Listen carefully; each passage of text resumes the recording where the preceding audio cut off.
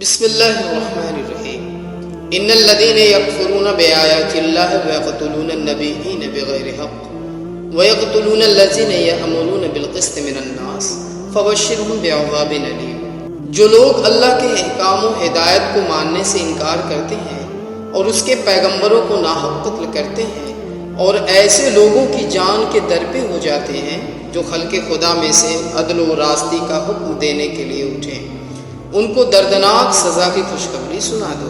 اولئک الذین حبطت اعمالهم فی الدنیا والآخرہ وما لهم من ناصرین۔ یہ وہ لوگ ہیں جن کے اعمال دنیا اور آخرت دونوں میں ضائع ہو گئے اور ان کا مددگار کوئی نہیں ہے۔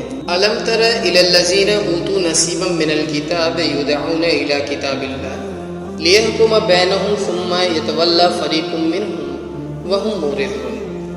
تم نے دیکھا نہیں کہ جن لوگوں کو کتاب کے علم میں سے کچھ حصہ ملا ہے ان کا حال کیا ہے؟ انہیں جب کتاب الہی کی طرف بلایا جاتا ہے تاکہ وہ ان کے درمیان فیصلہ کرے تو ان میں سے ایک فریق اس سے پہلو تہی کرتا ہے اور اس فیصلے کی طرف آنے سے منہ پھیر جاتا ہے۔